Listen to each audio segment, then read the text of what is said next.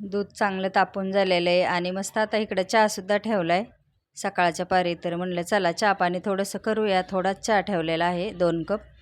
तर त्याच्यामध्ये साखर चहापत्ती टाकून घेतली. त्याच्यानंतर दूध आधी चांगलं तापून घेतलं आणि मग टाकलं, कारण दूध चांगलं तापलेलं असलं तरच चहा चांगला लागतो, नाही तर मग त्याचा थोडासा असा वास आल्यासारखा होतो. तर मस्त आता इथं चहासुद्धा उकळलेला आहे. तर म्हटलं आता रोज रोज तरी काय नाश्त्याला बनवावा, कारण आता स्वयंपाक मी थोडासा उशिरा करणार आहे. त्याच्यामुळं मग म्हटलं चला चहा आणि थोडंसं बटर नाश्त्यासाठी खाऊया. तर आता इथं चहा ओतून घेते मस्तपैकी आणि त्याच्यासोबत नाश्ता थोडासा बटरचा.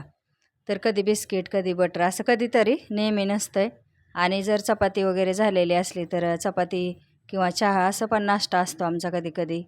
सकाळी थोडंसं खाल्लं तर थोडं जेवायला उशीर झाला तरी पण मग काय नाही, 2-1:30 वाजता जेवण करते मी.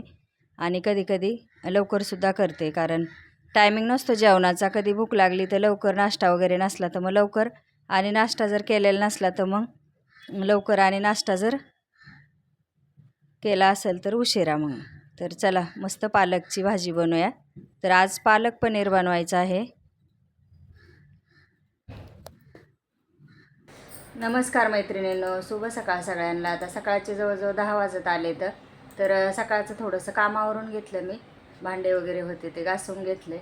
तर मस्त आता सकाळचं थोडंसं चहा पाणी पण झालेलं आहे आणि माझं पण आवरून झालं आहे. तर म्हणलं चला आज मस्त एक रेसिपी करूया. तर ती पण छान रेसिपी आहे, तर तुम्ही पहा कुठली आहे ती, मस्त बनवणार आहे. तर म्हणलं चला ती पण तुमच्यासोबत शेअर करूया. तर आज शनिवार आहे, शनिवारचं म्हणलं आता स्वयंपाकाला लागू सकाळी सकाळी. 10 वाजून गेले. तर आज काय डबा वगैरे नाही, कारण मिस्टर गावाला गेले, त्याच्यामुळं मग आम्ही तिघंच आहे तिथं. तर त्याला पण मग दुपारी डबा लागतो, त्याच्यामुळं मग त्याचा पण स्वयंपाक थोडासा मी लेटच करते, कारण संध्याकाळी खातो ना, त्याच्यामुळं मग दुपारी घेऊन जातो. तर असं सकाळपासून आता रुटीन चालू झालेलं आहे. तर म्हणलं चला आता संक्रांत वगैरे सगळं झालं आहे, गावाला जाऊन पण आले, बाकीचे हिडे वगैरे पण संपलेले आहेत गावचे वगैरे. तर आता आपली इथली घरातली रुटीन चालू झालेली आहे.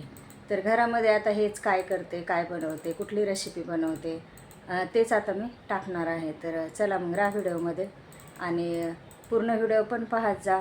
चॅनलला पण सबस्क्राईब करून घ्या केलं नसेल तर. मस्त आज रेसिपी बनवते, ती पण तुमच्यासोबत शेअर करते आणि डिटेल व्हिडिओ पाहत जा. चला मग राहा व्हिडिओमध्ये. पालक मी गावावरून आणली होती येताना, कारण विकतच भाज्या आणल्या होत्या मी पण थोड्याशा. पालेभाज्या थोडे विकतच आणलेल्या होत्या. तर मस्त पालक निवडून घेतली. त्याच्यानंतर गरम पाण्यामध्ये मी थोडीशी 2-3 मिनटं अशी उकळून घेतली.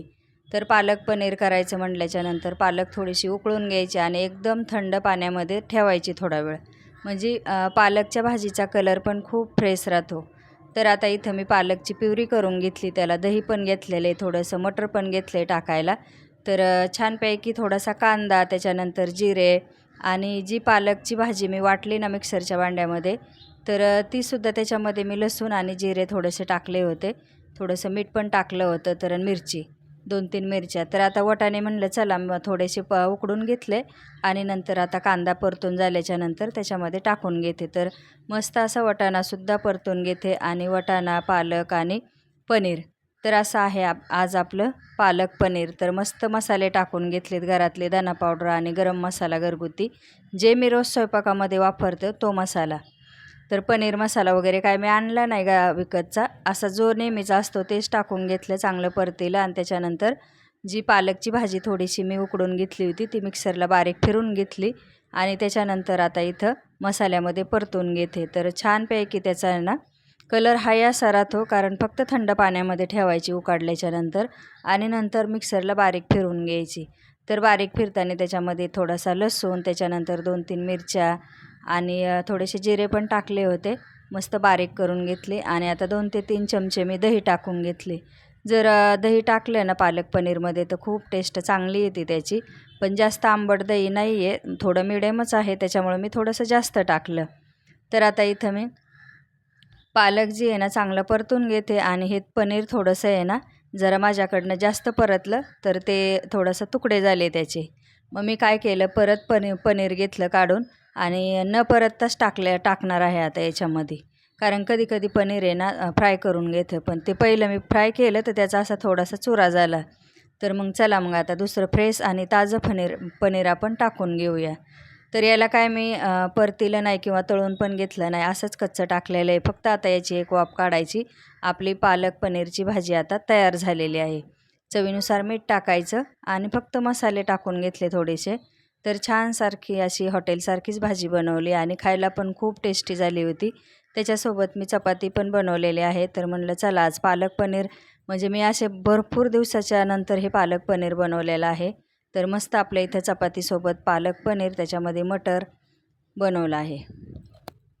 तर सगळा स्वयंपाक वगैरे मी आवरून घेतला आणि त्याच्यानंतर मला किचन क्लीन करायचं होतं. खूप दिवस झाले होते. स्टाईल दिसतात ना तुम्हाला, ते एवढ्या खराब झाल्या होत्या. मी गावी गेले परत, त्याच्या आधी पण भरपूर दिवस झाले साफ केल्या नव्हत्या आणि एवढी धूळ वगैरे येते. तर आज मस्त स्वयंपाक वगैरे आवरून घेतला आणि पूर्ण ही स्टाईल दिसते ती सकाळी स्वयंपाक झाल्याच्यानंतर मी पूर्ण घासून घेतली.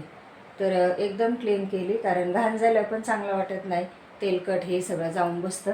तर मस्त असं इथं मी सगळं घासून घेतलं किचनवर उभा राहून आणि हे सगळे भांडे वगैरे मी घासून घेतले. गॅस पण एवढा तेलकट झाला होता आणि काय माहिती धुळेमुळं पूर्ण तेलकटपणा घरामध्ये येते. तर आता इकडचे पण भांडे घासायचे, तर पण आता थोडं थोडं घासीन मी, कारण एकदम नाही लोड होतो जास्त. त्याच्यामुळं मग कधी इकडचं कधी तिकडचं अशा पद्धतीने सगळं किचन मी आता क्लीन करणार आहे स्वयंपाक झाल्याच्या नंतर. एकीकडचं केलं आहे आणि आता उद्या इकडचं करणार आहे. तर हेच कामं आता दिवसभर असेच चालतात, थोडे थोडे. घरातले कपडे वगैरे असं काय साफ करायचं असेल तर ते थोडं थोडं करायचं, कारण जास्त केलं तर ते पण जास्त लोड होतं. त्याच्यामुळं मग थोडं थोडं थोडं स्वच्छ करून घ्यायचं. चला मग आता परत आता भेटूया पुढच्या व्हिडिओमध्ये. सकाळपासूनची रुटीन तुम्ही पाहिलीच असेल कशी आहे ती, आणि झालेलं आहे माझं आता सगळं काम. चकाचक किचन तुम्हाला दाखवते मी. तर हे पूर्ण आहे ना, पूर्ण सगळं क्लीन करून घ्यावं लागतं, नाही तर तेलाचा थर येतो त्याच्यावर, एकदम असं तेलकट उठतं. तर हे सगळं मी आता घासून घेतलं आहे. भरण्या, तेलाची बॉटल, गॅस, हे भांडे सगळं इकडचं पण पूर्ण घासून घ्यायला लागते, स्टाईल सगळी. तर हा पण कोपरा सगळा पूर्ण पुसून घेतला. तर सकाळी स्वयंपाक झाल्याच्या नंतर मग यालाच लागले. मी म्हणलं आता भरपूर दिवस झालं किचन पण क्लीन केलं नाही, तेलकटपणाही सगळा काढून टाकते आता लाद्यावरचा.